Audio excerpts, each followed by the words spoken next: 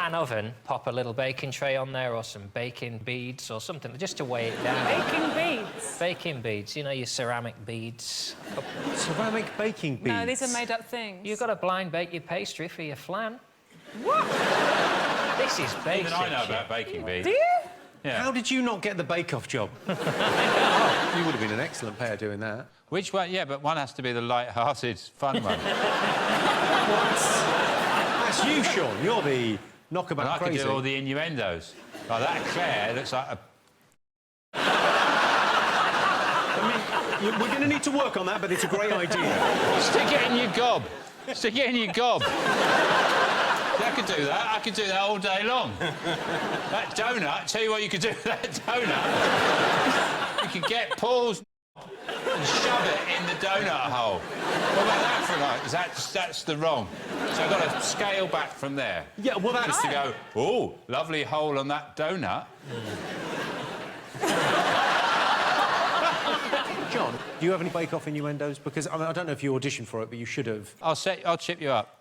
Oh, they're baking a carrot cake over here. Oh, carrots are orange, and some people have orange hair, and possibly also orange pubic hair.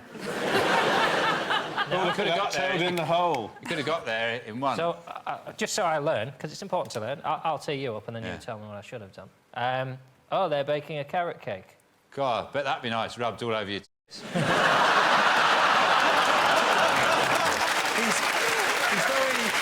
really good at it. very direct, I find Effortless, you. Yeah. I would say. Anyway, I got another one for John. Go on. I've got another John. Oh, look. That lady's making some cupcakes.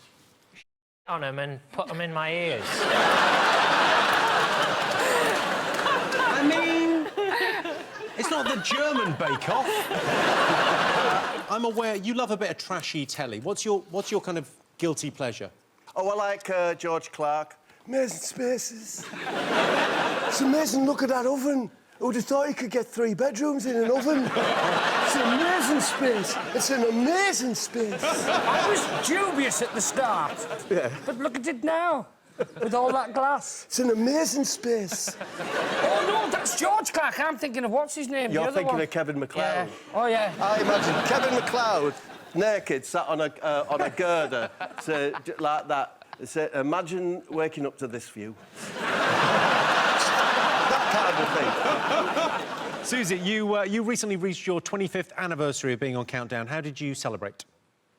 I got a whole lot of lovely Arsene Wenger stuff. So I got a signed photograph, a special letter. I know I'm the only person in the world that would appreciate this. But it was a complete surprise. I had absolutely no idea. And it almost came out, but Rachel stopped one particular person. Right before lunch, before we filmed her 25th anniversary special, one of these contestants came over and started congratulating her. And I just wanted to make it stop. So I gave him, you know, the look that just says, shut up now. And he know that look. He kept talking, and it was just me, him and Susie. So all I could do in a panic was stood in between them and went, off! And just hope that Susie wouldn't notice. And she didn't. I didn't. Well, in charge of the numbers, we've got Rachel Riley.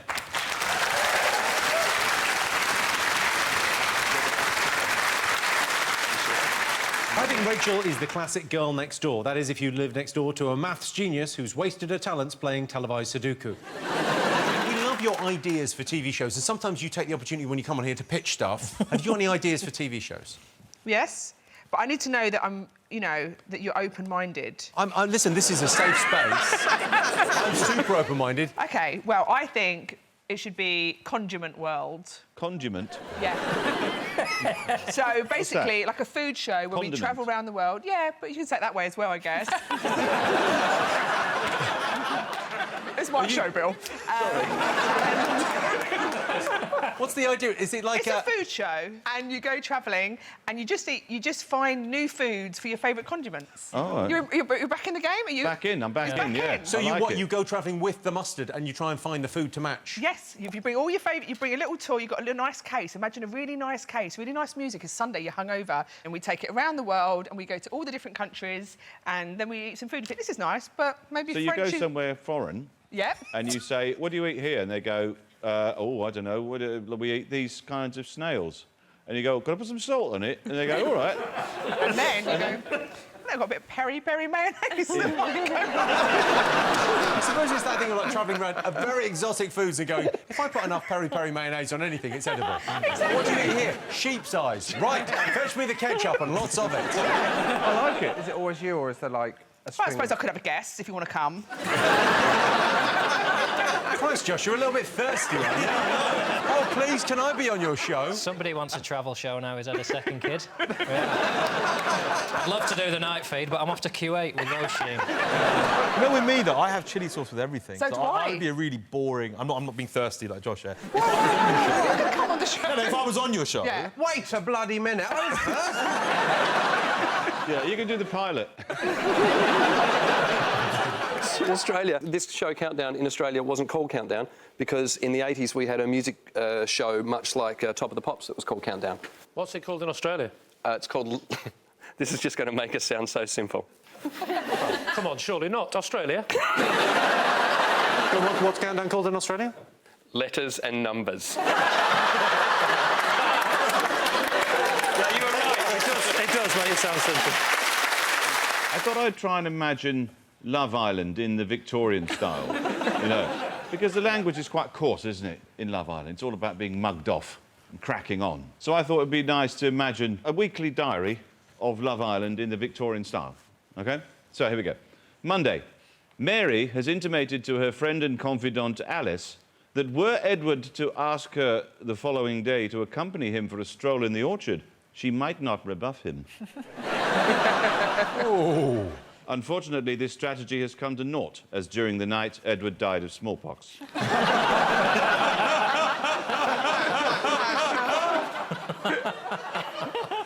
Tuesday. Charles attempts to write a love poem for Lucinda, but alas, he loses confidence in the central metaphor, falls into a deep melancholy, and spends his days gazing listlessly into a hedge. Wednesday. Cholera has swept through the villa,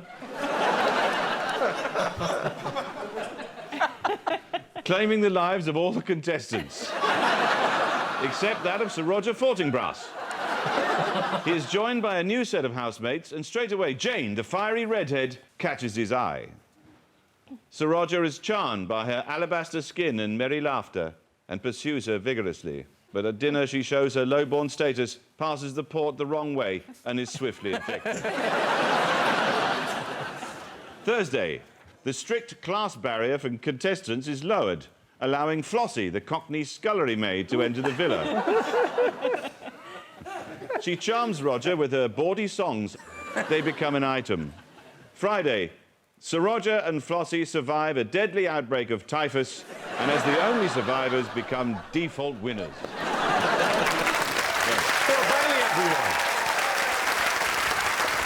Richard's catchphrase on Pointless is "Well done if you got that at home," which was the original title of Embarrassing Bodies. Susie, is BTEC in the dictionary? Not spelt like that. Think. How is it spelled? Well, it's not actually in the dictionary at all. Wow. So that was Susie Dent there, just trying to be nice. I don't even know what it stands for, actually. Sorry, does anyone know what BTEC stands for?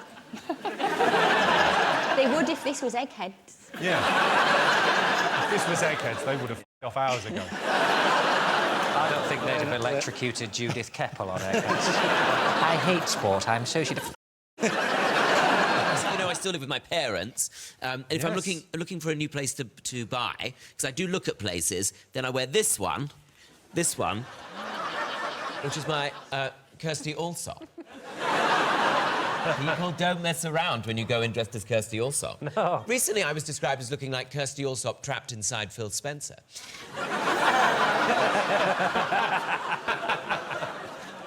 I've got one last one, which I like to wear just on special occasions when I'm getting ready for this. And this one is, of course, my Jimmy car. I like to put on to get ready for Countdown, and I put it on, and then I have to take it off quite quickly, because if I leave it on for too long, then the Inland Revenue come knocking at my door. Good, though. No, I like it. Not as swooped as yours. quite proud of it. Have there been any mishaps on regular countdown recently, Susie? Yes, we have mishaps all the time, particularly during my origins of words, the bit you love. That bit? Yeah. I've never seen it. I always fast forward, but... I was talking about the earliest dictionaries, which were dictionaries of criminal slang, so underground slang. And I was talking about this, this magistrate in the 16th century who just loved collecting all these kind of grim and grimy words. And apparently he would stand at his door and ask these passing people to give them his words. And he shouted, either I'll throw you in prison or you give me your cant. And cant is a word for criminal slang. Only it came out wrong. Very wrong. Have any unusual words come up on regular countdown recently? One contestant offered shagger, the next one offered shagged, and the only thing that Susie could add to the collection was doggers.